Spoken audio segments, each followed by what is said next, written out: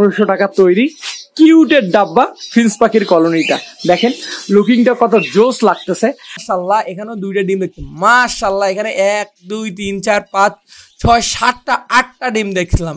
মাশাআল্লাহ, এটাতে একটা দুইটা তিনটা চারটা ডিম দেখতে পাচ্ছি। একটা জিনিস দেখে খুব ভালো লাগতেছে, পাখিগুলো আবারও নতুন করে ডিম পাততে শুরু করছে। আগের বাচ্চাগুলো তো উড়ে উড়ে বের হচ্ছে, আর ডিম দিক বা না দিক সবচেয়ে বেশি সুন্দর লাগে হচ্ছে এই মুহূর্তটা। দেখেন কত সুন্দর করে পাখিগুলো ঝাঁক বেঁধে বসে আছে, এবং একটা জিনিস দেখেন, এর মধ্যে কিন্তু বাচ্চাগুলো উড়ে বের হচ্ছে, যেটা আপনাদেরকে দেখানোর চেষ্টা করলাম।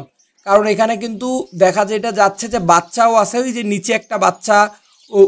হ্যালো এভরিওয়ান, আসসালামু আলাইকুম। আপনারা সবাই কেমন আছেন? আপনারা দেখছেন আপনাদের পছন্দের এবং ভালোবাসার চ্যানেল বার্ডস অফ ভিলেজ।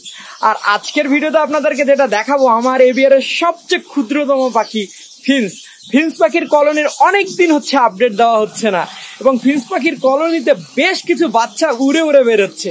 তো চলেন দেখি আমার সেই ছোট্ট 1500 টাকা তৈরি যে ফিন্স পাখির কলোনিটা, সেটার কি অবস্থা।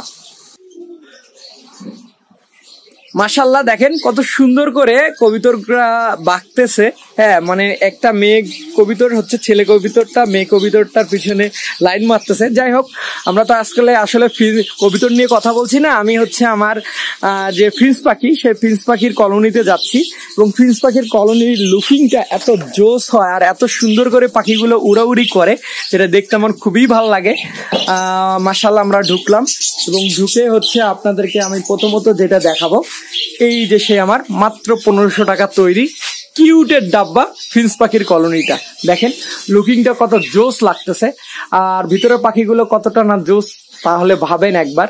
তো চলেন আমরা হচ্ছে এটাতে যাই প্রথমত। আর এখানে যতবার ভিডিও করতে যাই ততবার আমার এই জায়গার কথা মনে পড়ে, কারণ এই জায়গাতে এত পরিমাণে স্কেচ পড়ে বা এত পরিমাণে কাটা যায়, যেটা না বললেই নয়। তো প্রথমত হচ্ছে আমরা কলোনিতে উঠলাম।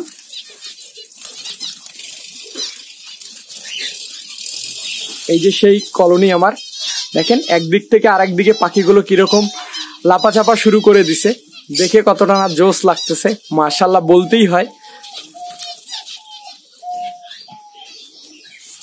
তো প্রথমত হচ্ছে আমরা এই যে নিচে একটা বাচ্চা দেখতে পাচ্ছি, দেখেন একদম বাচ্চা কালার এসে গেছে।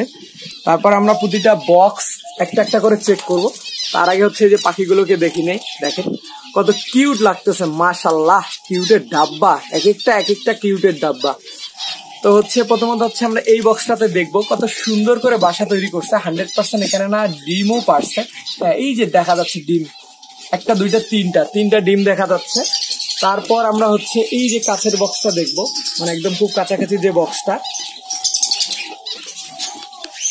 আর আসলে সত্যি কথা বলতে এত ছোট স্পেস, যে জায়গায় ক্যামেরা নিয়ে যাওয়া আমার পক্ষে খুব ডিফিকাল্ট হয়ে যায়, এটা তো নাই।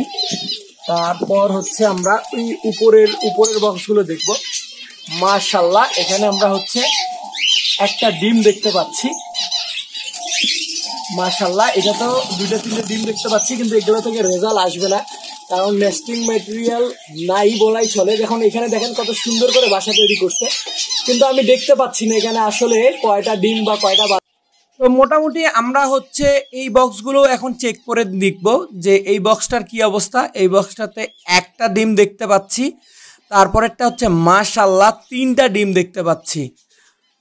তারপর বক্সগুলো আমরা যে জিনিসটা দেখতেছি, যে আমার মনে হচ্ছে যে নেস্টিং ম্যাটেরিয়ালের অনেকটাই ঘাটতি। যেমন এই যে এই বক্সটাতে দেখেন কত সুন্দর করে বাসা তৈরি করছে।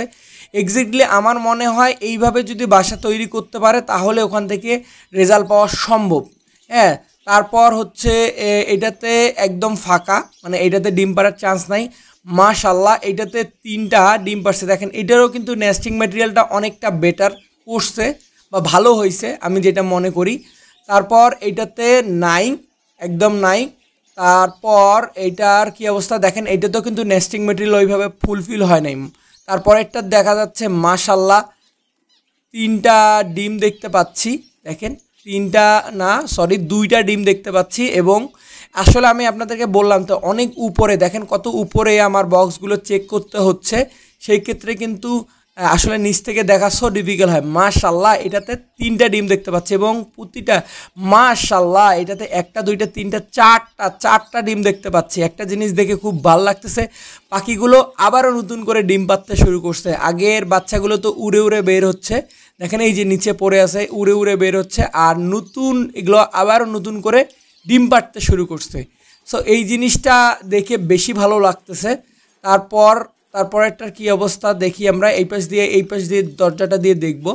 এবং ট্রেগুলো পরিষ্কার করা হয়ে ওঠেনি, কারণ হচ্ছে ওয়েদার ফ্যাক্টের কারণে এগুলো তো আসলে বের করে শুকাতে দিতে হবে। মাশাআল্লাহ এই যে একটা বাচ্চা দেখতে পাচ্ছি, যেটা বললাম যে অনেকগুলো বাচ্চা উড়ে উড়ে বের হইতে দেখতেছি। মাশাআল্লাহ এই যে দেখেন কত সুন্দর করে বাসা তৈরি করছে।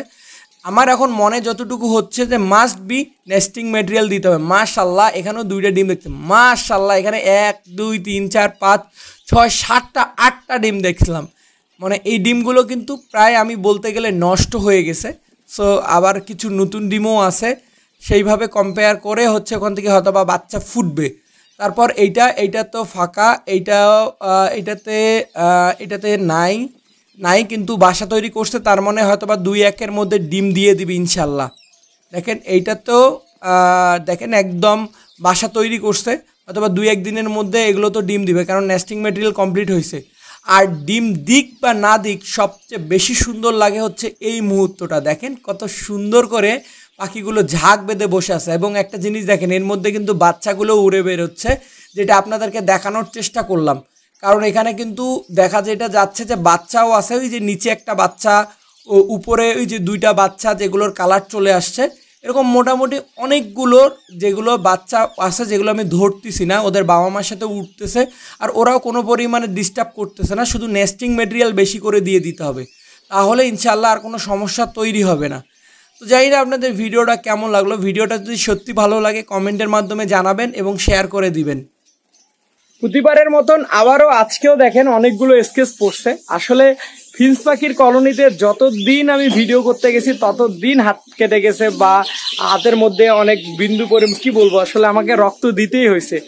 আর যে ভাই ফিন্স পাখির যখন কলোনি তৈরি করছিলাম, তখন আমাকে সে বলছিল যে ভাইয়া ফিন্স পাখির যে কলোনি করতেছেন আপনি কিভাবে আমাদেরকে ভিডিও করে দেখাবেন, কিভাবে বাচ্চা চেক করবেন। সো স্যালুট ভাই, তাকে যেই বলুক না কেন, আজকে আমি ভালোভাবে উপলব্ধি করতে পারছি যে ওই প্রবলেমগুলোই ফেস করতে হচ্ছে।